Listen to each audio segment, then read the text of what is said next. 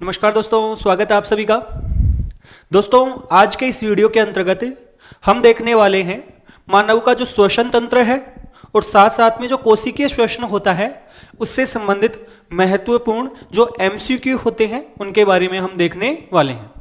ये जो प्रश्न है वैसे तो सभी परीक्षाएं होती हैं, जो भी प्रतियोगी परीक्षाएं होती हैं उन सभी के लिए समान रूप से महत्वपूर्ण है, लेकिन फिर भी क्योंकि हम लैब असिस्टेंट की तैयारी को लेकर चल रहे हैं, इस कारण ये सबसे महत्वपूर्ण है वो लैब असिस्टेंट की एग्जाम के लिए हैं। ये जो प्रश्न यहां पर आपको मिलेंगे, ये प्रश्न आपकी पिछली परीक्षाओं में जो प्रश्न आए हैं उन्हीं के आधार पर तैयार किए गए हैं। साथ साथ में इनमें थोड़ा सा सुधार किया गया है, क्योंकि आजकल जो प्रश्न आ रहे हैं या आजकल जो आरएसएस भी है या आरपीएससी है जो प्रश्न पूछ रही है उनमें थोड़ा सा उन्होंने अपने लेवल को सुधारा है, तो हमें भी अपने लेवल को थोड़ा सा सुधारना पड़ेगा। तो ये प्रश्न आपके लिए बहुत ही महत्वपूर्ण होने वाले हैं, इस कारण वीडियो को पूरा जरूर देखें। यदि आपको ये प्रश्न है, ये वीडियो है, अगर अच्छा लगे तो वीडियो को लाइक और शेयर जरूर करें। साथ साथ में यदि आप हमारे चैनल पर पहली बार आए हैं तो हमारे चैनल को सब्सक्राइब भी जरूर करें। तो हम देखने वाले हैं प्रश्न जो एमसीक्यू के रूप में है, और ये प्रश्न मुख्य रूप से आरएसएस भी लैब असिस्टेंट के लिए बनाए गए हैं।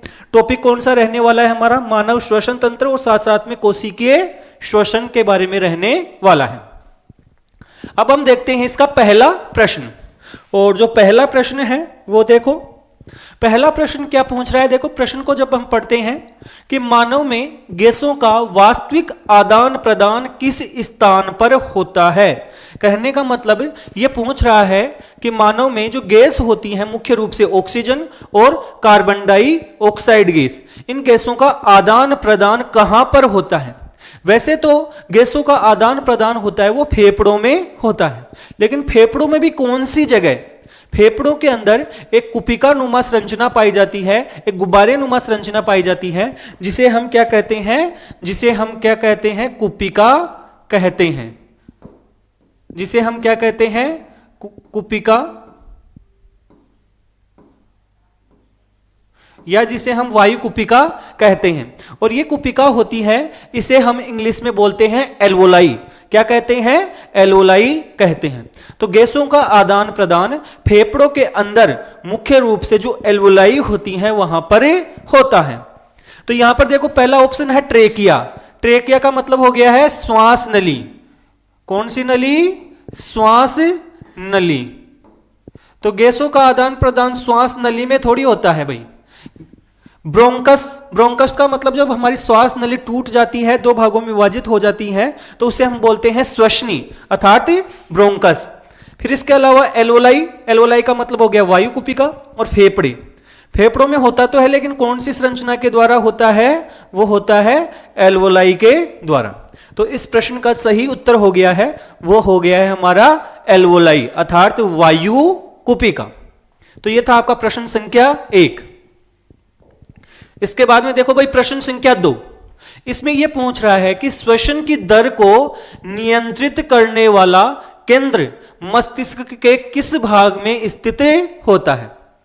अब देखो भाई, कई बार हम सांस है वो नॉर्मल लेते रहते हैं। नॉर्मली हम श्वास है वो नॉर्मल लेते हैं और 1 मिनट में लगभग 12 से 16 बार के लगभग हम क्या लेते हैं? श्वास लेते हैं। लेकिन कई बार परिस्थिति ऐसी होती है कि हमारी श्वास लेने की जो दर होती है वो तेज हो जाती है। हम सांस जो लेते हैं वो जल्दी जल्दी लेने लगे जाते हैं, जैसे हम दौड़ रहे होते हैं या हमें कोई डर लगने लग जाता है, उस कंडीशन में ऐसा होता है। तो ये कौन निर्धारित करता है? ऐसा कौन सा केंद्र है जो ये निर्धारित करता है कि श्वास धीमी ली जाए या तेज ली जाए? इसका केंद्र कहां पर पाया जाता है? तो हमारे मस्तिष्क होता है, और उस मस्तिष्क में पश्चिम मस्तिष्क का एक हिस्सा होता है जिसे हम क्या बोलते हैं? मेडुलो ओब्लोगेटा। क्या बोलते हैं? मेडुलो ओब्लोगेटा, या शॉर्ट में हम मेडुला कहते हैं। उस मेडुला में आपका श्वसन लय केंद्र पाया जाता है। कहां पाया जाता है? मेडुला में। कौन से मस्तिष्क का हिस्सा है? पश्चिम मस्तिष्क का हिस्सा है। तो श्वसन दर को नियंत्रित करने वाला केंद्र मस्तिष्क के किस भाग में स्थित होता है? देखो, सेरिब्रम तो हमारा अग्र मस्तिष्क का भाग है। सेरिबेलम पश्चिम मस्तिष्क का भाग है, अनुमस्तिष्क, लेकिन यह नहीं होता है। मेड्यूलो ओब्लोगेटा, सही आंसर क्या हो गया आपका? मेड्यूलो ओब्लोगेटा, या शॉर्ट में क्या बोलते हैं? मेडुला। आपको यह भी बताया था कि मेडुला का भी नियंत्रण रखता है कौन? पोन्स में एक केंद्र पाया जाता है, और थैलेमस तो नहीं होता है। तो आपको ध्यान रखना है कि श्वसन की दर का जो नियंत्रण होता है वो किसके द्वारा किया जाता है? हमारे मेडुला में एक केंद्र पाया जाता है, उसके द्वारा किया जाता है। इसके बाद में देखो भाई, निम्न में से कौन सा श्वसन वर्णक मानव में पाया जाता है? ये तो एकदम सिंपल सा हो गया भाई। श्वसन वर्णक, श्वसन वर्णक का मतलब जो ऑक्सीजन और CO2 का क्या करता है? परिवहन करता है। और इसके लिए जो सबसे महत्वपूर्ण वर्णक है वो हमारे RBC अर्थात लाल रक्त कोशिकाओं में पाया जाता है, और उस वर्णक का नाम होता है हीमोग्लोबिन। क्या नाम होता है? हीमोग्लोबिन। तो यहां पर देखो कौन सा वर्णक होगा? हीमोग्लोबिन। हीमोसाइनिन नहीं, ये गलत। आपका हीमोग्लोबिन होता है, बाकी हीमोएरिथ्रिन भी नहीं होता है, और क्लोरोफिल भी नहीं होता है। तो इसका सही आंसर हो गया है आपका हीमोग्लोबिन। नेक्स्ट देखो प्रश्न संख्या 4। प्रश्न संख्या 4 क्या है? यह पूछ रहा है इंस्पायरेशन, और इंस्पायरेशन का मतलब होता है अंतः श्वसन, श्वास को अंदर लेना। इंस्पायरेशन का मतलब क्या होता है?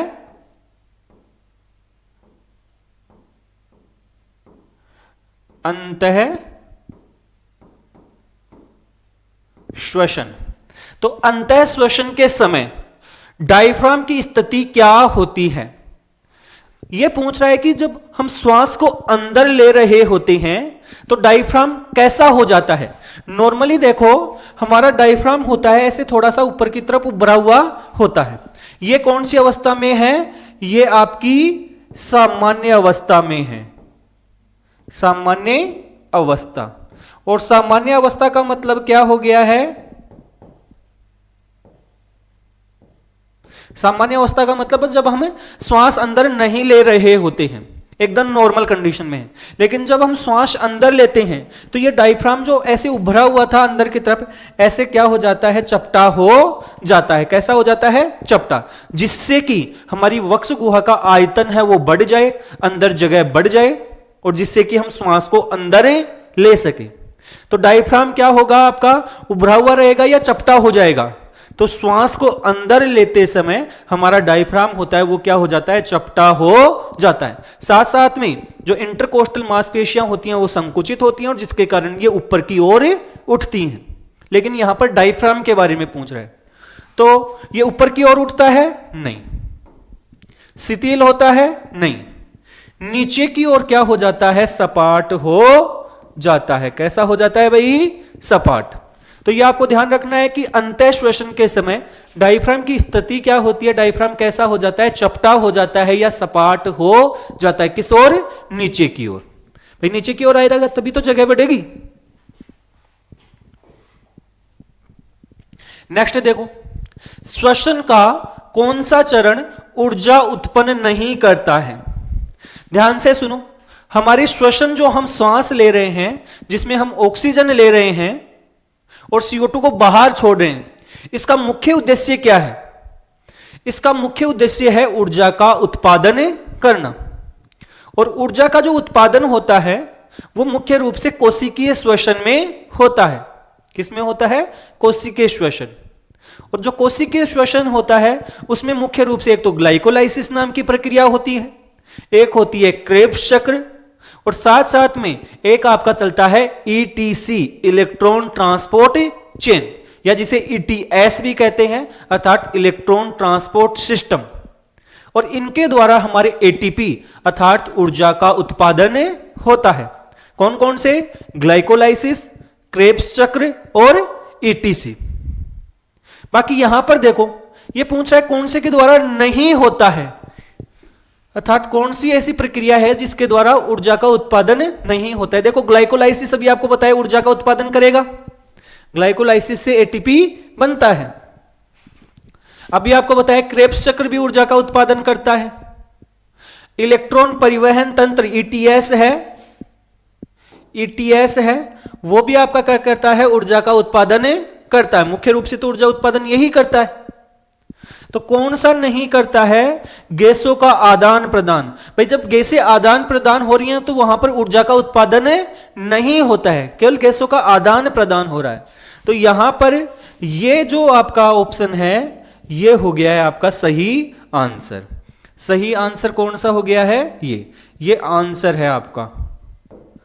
भाई ये तीन चीज तो सही है और ये पूछ रहा है नहीं, मतलब कौन सा नहीं करता है, तो गैसों का आदान प्रदान से कोई ऊर्जा का उत्पादन नहीं होता है।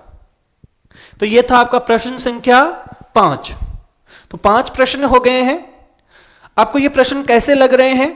अगर अच्छे लग रहे हैं तो कमेंट जरूर करें, और आपके लिए महत्वपूर्ण है या फायदेमंद है कि नहीं है। नेक्स्ट देखो भाई, ग्लाइकोलाइसिस कोशिका के किस भाग में होता है? देखो ग्लाइकोलाइसिस का मतलब क्या होता है, जो आपका ग्लूकोज होता है, ग्लूकोज इसका क्या होता है, टूटना। ग्लाइकोलाइसिस का क्या होता है, टूटना। सॉरी, ग्लूकोज टूटता है तो उस प्रक्रिया को हम क्या कहते हैं, ग्लाइकोलाइसिस। और ग्लूकोज होता है वो टूटता किस में है, तो ये टूटता है आपका पायरुविक अम्ल में। किस में टूट जाता है, पायरुविक अम्ल में। आपको ग्लाइकोलाइसिस की पूरी प्रक्रिया बताई है, अगर आपको देखना है तो पीछे के वीडियो में जाकर आप देख सकते हैं। तो ग्लूकोज जब टूटता है पायरुविक अम्ल में तो उस प्रक्रिया को हम बोलते हैं ग्लाइकोलाइसिस। यह बोल रहा है ग्लाइकोलाइसिस कोशिका के किस भाग में होती है।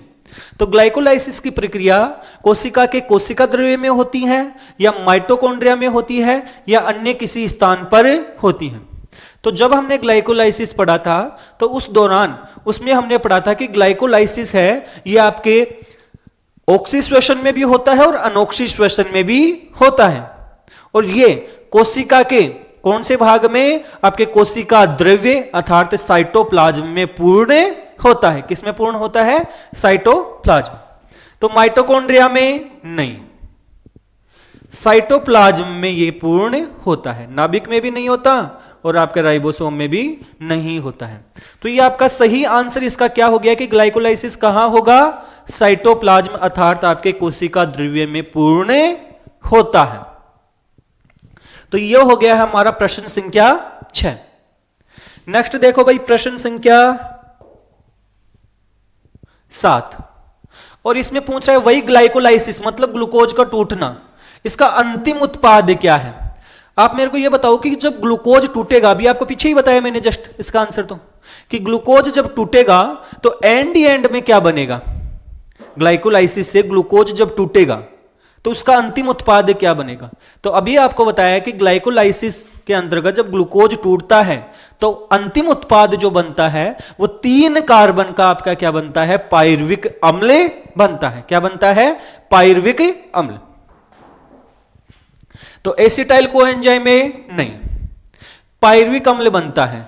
और ये पायरुविक अम्ल कितने कार्बन का होता है, 3 कार्बन का होता है। इसका मतलब यह हुआ भाई ग्लूकोज है 6 कार्बन का, पायरुविक अम्ल है 3 कार्बन का। इसका मतलब यह हुआ कि एक ग्लूकोज के टूटने से 2 पायरुविक अम्ल के अणु बनते हैं। कितने, 2 अणु बनते हैं। आप भी जो आपके आंसर हैं उनको कमेंट में लिखते जरूर चले। जो भी आपको आंसर लग रहा है वो आप देखते ही, प्रश्न को देखते ही जो भी आपको आंसर लग रहा है वो कमेंट में जरूर लिखें। बाकी लैक्टिक अम्ल नहीं, लैक्टिक अम्ल बनता तो है लेकिन ग्लाइकोलाइसिस के बाद जब अनोक्सी श्वसन होता है मानव कोशिकाओं में, मानव की जो मांसपेशियां हैं उनमें बनता है। और CO2 नहीं, CO2 अंतिम उत्पाद होता है किसका, हमारा ऑक्सी श्वसन का, क्रेब्स साइकिल में बनता है भाई। नेक्स्ट देखो भाई, ग्लाइकोलाइसिस में NAD+ क्या होता है, यह आपके किसको ग्रहण करता है, हाइड्रोजन को। किसको ग्रहण करता है, हाइड्रोजन को ग्रहण करता है। जो हाइड्रोजन निकलते हैं ना उसको ग्रहण करता है। और जब ग्रहण करता है, जब किसी भी चीज के साथ हाइड्रोजन जुड़ता है तो हमें पता है कि उसका क्या होता है, अपचयन होता है। क्या होता है, अपचयन। तो यहां पर यह अवकरण नहीं है, इसकी जगह आपको शब्द ध्यान रखना है कौन सा, अपचयन। तो ये पूछ रहा है कि ग्लाइकोलाइसिस में NAD+ में जब हाइड्रोजन जुड़ता है अर्थात उसका अपचयन होता है तो किस रूप में बदल जाता है, क्या बनाता है। तो आपको बताया था कि जो NAD+ है जब इसका अपचयन होगा, इसमें हाइड्रोजन जुड़ेगा तो ये कन्वर्ट होगा आपका किसके अंतर्गत, NADH+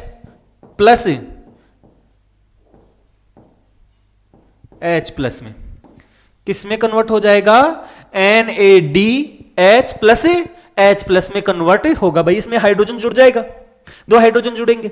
अब ये दो अलग अलग क्यों जुड़े हैं, देखो यहां पर इसमें प्लस का चार्ज है तो एक हाइड्रोजन ने तो इसके प्लस का चार्ज को बैलेंस कर दिया और बाकी ये H+ रह गया। तो ये आपको ध्यान रखना है किस में अपचयन होगा, NADP में थोड़ी होगा भाई, नहीं। FADH2 में भी नहीं। किस में होगा, जब अपचयन हो जाएगा तो NADH+H+ में कन्वर्ट हो जाएगा और ATP में नहीं। ATP बनाता तो है लेकिन वो बाद में जाकर ETS में बनता है। ये पूछ रहा है अपचयन के बाद क्या बदलेगा, तो आपको ध्यान रखना है NADH+H+ में कन्वर्ट होता है। नेक्स्ट देखो भाई, ग्लाइकोलाइसिस को किस नाम से भी जाना जाता है। यह प्रश्न आपके लिए सबसे महत्वपूर्ण रहने वाला है। प्रश्न को देखो और आपका आंसर क्या है कमेंट में जरूर लिखें। यह पूछ रहा है ग्लाइकोलाइसिस को किस नाम से भी जाना जाता है, ग्लाइकोलाइसिस का दूसरा नाम क्या है। तो देखो ग्लाइकोलाइसिस का एक दूसरा नाम भी होता है। ग्लाइकोलाइसिस को हम एक नाम से और जानते हैं, EMP पथ। क्या कहते हैं भाई, EMP पथ, एम्बेडन मेयरहाफ पथ, एम्बेडन मेयरहाफ पथ। अर्थात इसका जो दूसरा नाम है यह आपको ध्यान रखना है, आपकी एग्जाम के लिए बहुत ही महत्वपूर्ण प्रश्न है। आप ध्यान रख लो, यह प्रश्न आपके एग्जाम में आने की पूरी संभावना है कि ग्लाइकोलाइसिस को और किस नाम से जाना जाता है। तो आपको ध्यान रखना EMP पथ या इसकी फुल फॉर्म होती है एम्बेडेन मेयरहाफ पथ। तो इसका हो गया है एम्बेडेन मेयरहाफ पथ, क्योंकि दो वैज्ञानिक थे, इन्होंने इसकी क्या की है, खोज, और उन्हीं के खोज के नाम पर इसे EMP पथ भी कहा जाता है। नेक्स्ट देखो भाई, क्रेब्स चक्र या क्रीब्स चक्र माइटोकॉन्ड्रिया के किस भाग में होता है। यह बात आपको बताई थी कि माइटोकॉन्ड्रिया के आधात्री में हमारा क्रेब्स चक्र होता है, वो पूर्ण होता है। किसमें, आधात्री। और आधात्री को इंग्लिश में बोला जाता है मैट्रिक्स। क्या कहा जाता है, मैट्रिक्स। तो क्रेब्स चक्र कहां चलेगा हमारा, माइटोकॉन्ड्रिया के किस में चलेगा, मैट्रिक्स में पूर्ण होता है। किसमें पूर्ण होता है, मैट्रिक्स में पूर्ण होता है। तो यह हो गए आपके प्रश्न 10, टोटल 10 प्रश्न हो गए हैं। अभी हम देखने वाले हैं प्रश्न संख्या 11। देखो भाई, प्रश्न से बात करने वाले हैं प्रश्न संख्या 11 के बारे में। जो प्रश्न संख्या 11 है वो क्या बोल रहा है कि जो क्रेब्स चक्र है, इस क्रेब्स चक्र में प्रवेश करने वाला अणु कौन सा होता है। तो जो क्रेब्स साइकिल होती है, वो उस क्रेब्स साइकिल में यदि हम देखें तो प्रवेश करने के लिए पायरुविक अम्ल नहीं होता है। हमने देखा था कि जो ग्लाइकोलाइसिस होता है, उस ग्लाइकोलाइसिस का जो अंतिम उत्पाद होता है वो होता है पायरुविक अम्ल।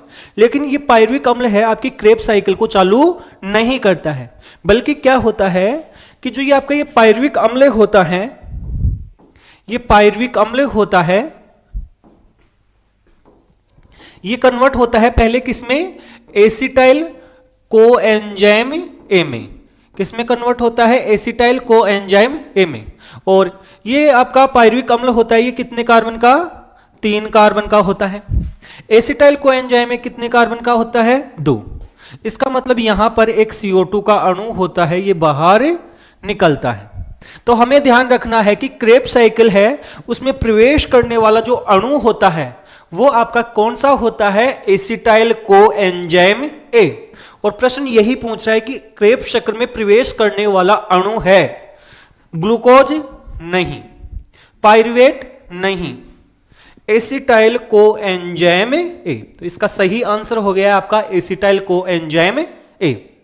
अब हम देखने वाले हैं प्रश्न संख्या 12, और प्रश्न संख्या 12 भी क्रेब्स साइकिल के बारे में ही है कि क्रेब्स चक्र में ऐसी कौन सी स्टेप होती है जहां पर सीधा एटीपी या जिसे हम बोल सकते हैं जीटीपी ये बनता है। तो जब हमने क्रेब्स साइकिल आपको पढ़ाया था उस दौरान भी मैंने बताया था कि ये एक महत्वपूर्ण रिएक्शन है जिस पर आपका सीधा सीधा क्या बनता है, एटीपी का उत्पादन होता है। वास्तव में एटीपी तो नहीं बनता लेकिन जीटीपी बनता है, और जीटीपी और एटीपी होता है एक दूसरे में कन्वर्ट हो जाते हैं। तो आपको ध्यान रखना है वो कौन सी अभिक्रिया है जिसमें आपका क्रेब्स साइकिल में सीधा सीधा क्या बनता है, एटीपी बनता है। तो एक बात और ध्यान रखो, कोई भी अम्ल होता है तो इस अम्ल में प्रवृत्ति होती है कि वो H+ त्याग देता है। क्या कर देता है, H+ त्यागता है। और जब कोई भी अम्ल H+ त्याग देता है तो H+ त्यागने के बाद में उस अम्ल के अंत में हम एट शब्द भी लगा सकते हैं। जैसे पायरुविक अम्ल होता है उसको बोला जाता है पायरुवेट, तो वो वास्तव में वही चीज है। आप पायरुवेट बोल दो या पायरुविक अम्ल बोल दो। जैसे मेलिक अम्ल है उसके शब्द में लगाएंगे तो मेलेट, जैसे हमारा एसिटिक अम्ल है उसके शब्द के अंत में लगाएंगे तो एसिटेट। अर्थात H+ त्यागने के बाद में उसके अंत में क्या लगा देते हैं, हम एट शब्द लगा देते हैं। तो ये आपको कंफ्यूज नहीं होना है कि पायरुवेट और पायरुविक अम्ल ये दोनों एक ही चीज है। तो देखो साइट्रेट अर्थात सिट्रिक अम्ल जब आइसोसिट्रेट में कन्वर्ट होता है उस दौरान आपका एटीपी बनता है क्या, नहीं। ये पहली आपका सक्सिनाइल कोएंजाइम ए होता है। जब आपका सक्सिनेट में कन्वर्ट होता है अर्थात सक्सिनिक अम्ल में बदलता है उस दौरान आपका सीधा सीधा सबस्ट्रेट लेवल पर क्या होता है, एटीपी का उत्पादन होता है। तो इसका सही आंसर हो गया है आपका सक्सिनाइल कोएंजाइम में से जब आपका क्या बनता है, सक्सिनेट बनता है, तब आपका क्या बनता है, जीटीपी का उत्पादन होता है। और एक जीटीपी है वो किसके बराबर होता है, एक एटीपी के बराबर होता है। तो मैंने उस टाइम भी बताया था कि यह महत्वपूर्ण अभिक्रिया है और ध्यान रख लेना। बाकी ये फ्यूमरेट से मेलेट बनता है तब भी नहीं, और मेलेट से आपका ऑक्जिलो एसीटेट बनता है तब भी नहीं। कौन सी अभिक्रिया है जहां पर सीधा सीधा एटीपी का उत्पादन होता है, सक्सिनाइल कोएंजाइम में से सक्सिनेट जब बनता है। पूरे क्रेब्स साइकिल को आप वीडियो में जाकर देख सकते हैं। नेक्स्ट देखो भाई प्रश्न संख्या 13 कि मानव श्वसन तंत्र और कोशिकीय श्वसन के बीच में मुख्य संबंध क्या है। मानव श्वसन तंत्र और कोशिकीय श्वसन के बीच में कौन कौन से संबंध पाए जाते हैं। देखो एटीपी का उत्पादन, ठीक बात है कि श्वसन तंत्र और कोशिकीय श्वसन के बीच हम संबंध है वो एटीपी उत्पादन का है। एटीपी उत्पादन तो होता ही होता है। CO2 का निष्कासन होता है कि नहीं होता भाई, कोशिकीय श्वसन में जो CO2 बनती है वो उसका निष्कासन कौन करता है, मानव श्वसन तंत्र ही तो करता है। ऑक्सीजन की आपूर्ति, कोशिकीय श्वसन के लिए हमें ऑक्सीजन की जरूरत है और उसकी आपूर्ति कौन करता है, मानव श्वसन तंत्र। तो ये तीनों ही चीजें क्या हैं, सही, तीनों ही चीजें। इसका मतलब है इसका सही आंसर हो गया है सभी, कि मानव श्वसन तंत्र और कोशिकीय श्वसन के बीच में मुख्य संबंध तीनों ही पाए जाते हैं। अब देखो प्रश्न संख्या 14 एनारोबिक श्वसन। एनारोबिक का मतलब हो गया है अनोक्सी श्वसन। एनारोबिक का मतलब होता है अनोक्सी श्वसन। तो अनोक्सी श्वसन में मानव की पेशियों में कौन सा अम्ल बनता है। अभी जस्ट पीछे बताया था कि अनोक्सी श्वसन होता है तो मानव पेशियों में या मांसपेशियों में एक अम्ल बन जाता है जिसका नाम होता है लैक्टिक अम्ल। और ये लैक्टिक अम्ल होता है हमारी मांसपेशियों में जमा हो जाता है और उससे दर्द होने लग जाता है। इसी कारण दौड़ लगाने के बाद में क्या होता है, दर्द होता है कुछ दिनों तक। तो कौन सा अम्ल बनता है अनोक्सी श्वसन में मानव पेशियों में, वो बनता है हमारा लैक्टिक अम्ल। कौन सा अम्ल बनता है भाई, लैक्टिक अम्ल बनता है। नेक्स्ट देखो भाई प्रश्न संख्या 15 माइटोकॉन्ड्रिया को कोशिका का पावर हाउस क्यों कहते हैं। और ये तो एकदम सिंपल क्वेश्चन हो गया। 6वीं क्लास से जब हम साइंस पढ़ना स्टार्ट करते हैं ना, तब से हम देखते हैं कि माइटोकॉन्ड्रिया को हम कोशिका का शक्ति ग्रह कहते हैं। क्यों कहते हैं, क्योंकि यहां पर ऊर्जा का उत्पादन होता है। कोशिका के लिए जो ऊर्जा की आवश्यकता होती है उसका उत्पादन कहां होता है? माइटोकॉन्ड्रिया में, क्योंकि क्रेब्स साइकिल यहीं चल रहा होता है, ईटीएस यहीं पर चलता है, तो इसी कारण ऊर्जा का उत्पादन अर्थात एटीपी का उत्पादन होता है। तो इसको क्यों कहते हैं? CO2 का निर्माण नहीं, ऑक्सीजन का उपयोग नहीं, एटीपी का उत्पादन अर्थात ऊर्जा का उत्पादन होता है, इसी कारण इसे पावर हाउस ऑफ सेल कहा जाता है। नेक्स्ट देखो भाई, मानव में श्वसन का मुख्य नियंत्रक कारक है। भाई हमारी श्वास धीमी चलेगी कि तेज चलेगी, इसका नियंत्रण तो हमारा मस्तिष्क का एक हिस्सा करता है, मेडुला। लेकिन कैसे पता चलता है कि तेज चलनी है या धीमी? इसका नियंत्रण मुख्य रूप से आपका किसके द्वारा होता है? CO2। अगर हमारे शरीर में CO2 ज्यादा बन रही है तो हमारी श्वसन की दर होती है वो तेज हो जाती है, क्योंकि उसको बाहर निकालना है। तो मुख्य नियंत्रक कारक है श्वसन दर का। कौन सा कारक जो मुख्य रूप से नियंत्रित करता है हमारी श्वासों की दर को, कि हम सांस तेज लेंगे या धीरे? उसके लिए मुख्य रूप से जो नियंत्रक है वो कौन सा होता है? CO2। तो यहां पर इसका सही आंसर हो जाएगा CO2 अर्थात कार्बन डाइऑक्साइड। जब CO2 ज्यादा बनेगी तो सांसें तेज चलेंगी और CO2 कम बनेगी तो सांसें धीमी चलेंगी। नेक्स्ट देखो भाई, प्रश्न संख्या 17, एल्वोलाई। एल्वोलाई हमने पढ़ा था वायु कुपिका, कहां पाई जाती हैं? फेफड़ों में, और वहीं पर आपका गैसों का आदान प्रदान होता है। तो एल्वोलाई की दीवारें पतली क्यों होती हैं? जब हमने एल्वोलाई की संरचना पढ़ी थी तो उस दौरान बताया था कि इसकी जो भित्ति होती है वो एक कोशिकीय मोटी होती है। केवल कोशिकाओं की कितनी परत पाई जाती है? एक। और वो पतली क्यों होती है? क्योंकि गैसों का आदान प्रदान उसी स्तर पर होता है। गैसों का आदान प्रदान आपके एल्वोलाई से किसमें होता है? रक्त में। रक्त के किसमें? केशिका अर्थात कैपिलरी में। अगर वो पतली नहीं होंगी तो आपकी गैसें हैं वो एल्वोलाई से आपकी केशिका में कैसे जाएंगी भाई? तो उसका जो विसरण हो सके, विसरण का मतलब आपके एल्वोलाई से निकलकर गैस किस में जा सके? रक्त में जा सके, इसीलिए उसकी दीवार होती है वो अत्यंत पतली होती है। तो संरक्षण के लिए नहीं, गैसों के विसरण को बढ़ाने के लिए। भाई गैस है वो एल्वोलाई से कहां पहुंच जाए? आपकी रक्त की केशिका अर्थात कैपिलरी में आसानी से पहुंच जाए। किसके द्वारा? विसरण की प्रक्रिया के द्वारा। नेक्स्ट देखो भाई, प्रश्न संख्या 18। ये प्रश्न देखो भाई, क्रेब्स चक्र का अंतिम यौगिक। आप जब क्रेब्स चक्र पढ़ते हो तो हम बोलते हैं कि क्रेब्स चक्र को शुरुआत करने के लिए हमें चाहिए एसिटाइल कोएंजाइम, और एसिटाइल कोएंजाइम ए होता है ये इसके बाद में आगे कन्वर्ट होता है आपका सिट्रिक अम्ल में। किसमें कन्वर्ट होता है? सिट्रिक अम्ल। तो क्रेब्स साइकिल का पहला जो स्थायी उत्पाद होता है वो होता है सिट्रिक अम्ल। इसी कारण से हम क्रेब्स चक्र को सिट्रिक अम्ल चक्र भी कहते हैं। लेकिन जो क्रेब्स चक्र होता है इसमें जो ये सिट्रिक अम्ल पहला उत्पाद होता है इसमें 3 कार्बोक्सिलिक समूह पाए जाते हैं। इस कारण इसको हम क्या बोलते हैं? TCA। किस नाम से जाना जाता है? TCA साइकिल भी कहते हैं। TCA का मतलब ट्राई कार्बोक्सिलिक एसिड साइकिल। लेकिन ये पूछ रहा है अंतिम उत्पाद, क्रेब्स चक्र का अंतिम यौगिक क्या है? देखो वैसे तो जो चक्र होता है उसका प्रथम और अंतिम बता नहीं सकते, लेकिन अगर हम सिट्रिक अम्ल को पहला उत्पाद मानते हैं तो अंतिम उत्पाद है वो आपका बनेगा ऑक्जेलो एसिटिक एसिड। क्या बनेगा? ऑक्जेलो एसिटिक एसिड। यहीं पर जाकर हमारी साइकिल क्या होती है? समाप्त, और वापस फिर कौन सा आ जाता है? सिट्रिक अम्ल आ जाता है। तो साइट्रेट, अभी आपको बताया था एट शब्द जहां पर लगा वो अम्ल ही है, तो सिट्रिक अम्ल थोड़ी होता है, नहीं। मेलिक अम्ल नहीं, ऑक्जेलो एसिटेट अर्थात ऑक्जेलो एसिटिक अम्ल बनता है अंतिम रूप से। इसके बाद में पहला आ जाता है वापस, और वो कौन सा होता है? अभी आपको बताया सिट्रिक अम्ल अर्थात सिट्रेट। तो क्रेब्स चक्र का अंतिम यौगिक कौन सा हो जाएगा? ऑक्जेलो एसिटिक एसिड, या इसे हम क्या कहते हैं? OAA।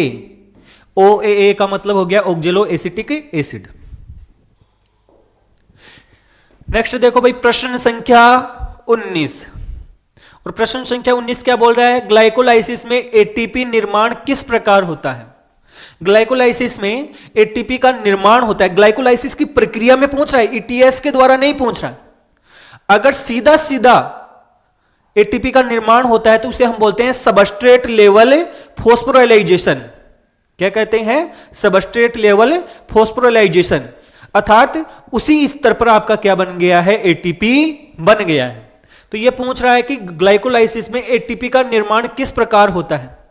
देखो एटीएस चलती है, उसमें होता है आपका ऑक्सीडेटिव फॉस्फोराइलेशन। एटीएस जो इलेक्ट्रॉन ट्रांसपोर्ट चेन होती है उसमें कौन सा होता है, ऑक्सीडेटिव फॉस्फोराइलेशन। फोटोफॉस्फोराइलेशन ये आपके प्रकाश संश्लेषण की प्रक्रिया में होता है, यहां से संबंधित नहीं। सबस्ट्रेट लेवल फॉस्फोराइलेशन होता है जहां पर आपका ग्लाइकोलाइसिस हो या क्रेब्स चक्र हो, वहां पर सीधा सीधा एटीपी बनता है, उसे हम बोलते हैं सबस्ट्रेट लेवल फॉस्फोराइलेशन। तो यहां पर इसका सही आंसर हो जाएगा substrate level phosphorylation. Cameo osmosis ये भी नहीं होता है भाई, केमियो ऑस्मोसिस भी एटीएस में चलता है। नेक्स्ट देखो भाई प्रश्न संख्या 20। एक एसिटाइल को एंजाइम ए, और यह भी आपको बताया था एसिटाइल को एंजाइम में हमारा क्रेब्स चक्र को शुरुआत करने के लिए चाहिए होता है। तो एक एसिटाइल को एंजाइम ए के अपघटन से कितने CO2 निकलते हैं। अभी आपको एक बात बताई थी कि पायरुविक अम्ल होता है, यह तो 3 कार्बन का होता है, और एसिटाइल को एंजाइम ए होता है, यह कितने कार्बन का होता है, 2। आप खुद ही बताओ, 2 कार्बन वाले यौगिक को तोड़ेंगे तो कितने CO2 के अणु बन सकते हैं, कितने बन सकते हैं भाई, 2 बन सकते हैं, ज्यादा से ज्यादा कार्बन ही 2 हैं, तो कितने बन सकते हैं, 2। तो इससे कितने CO2 के अणु बनेंगे, 2 CO2 के अणु बनेंगे। तो ये यही तो पूछ रहा है, एक एसिटाइल को एंजाइम ए के अपघटन से कितने CO2 के अणु निकलते हैं। तो इसमें सही आंसर हो जाएगा 2। और आज का अंतिम प्रश्न, क्रेब्स चक्र में अल्फा कीटोग्लूट्रेट, जब हम क्रेब्स चक्र पढ़ते हैं अल्फा कीटोग्लूट्रेट हमें याद रखना ही रखना होता है। क्यों याद रखना होता है, अल्फा कीटोग्लूट्रेट में कार्बन परमाणुओं की संख्या कितनी होती है। देखो हमारा जो क्रेब्स चक्र होता है उसमें जो भी यौगिक हैं उसमें या तो कार्बन की संख्या है 6 और या है फिर कितनी, 4। 6 वाले भी ज्यादा होते हैं, 4 वाले भी ज्यादा होते हैं, लेकिन एकमात्र ऐसा पदार्थ जिसमें कार्बन की संख्या होती है 5, और वो होता है आपका अल्फा कीटोग्लूटेरिक अम्ल, या जिसे हम बोलते हैं अल्फा कीटोग्लूट्रेट। उसमें कार्बन की संख्या कितनी होती है, 5। आपको याद रखनी है, इंपॉर्टेंट चीज है, आपको पूछी जा सकती है कि आपके क्रेब्स चक्र में 5 कार्बन वाला एकमात्र कौन सा यौगिक बनता है, तो वो बनता है आपका अल्फा कीटोग्लूट्रेट। तो इस प्रकार से ये आपके श्वसन तंत्र और कोशिकीय श्वसन से संबंधित 21 महत्वपूर्ण प्रश्न थे, और ये प्रश्न आपके एग्जाम में जरूर आएंगे। इन प्रश्नों में से आपके एग्जाम में जरूर प्रश्न पूछे जाएंगे, इस कारण प्रश्नों को आराम से देखें। अगर आपको नहीं समझ में आए तो वीडियो को दोबारा एक बार देखें और प्रश्नों को सोलो जरूर करें। बाकी आपको ये वीडियो कैसा लगा है, अगर अच्छा लगा है तो वीडियो को लाइक और शेयर जरूर करें, और इसके अलावा अगर आप पहली बार हमारे चैनल पर आए हैं तो चैनल को सब्सक्राइब भी जरूर करके जाइए। धन्यवाद।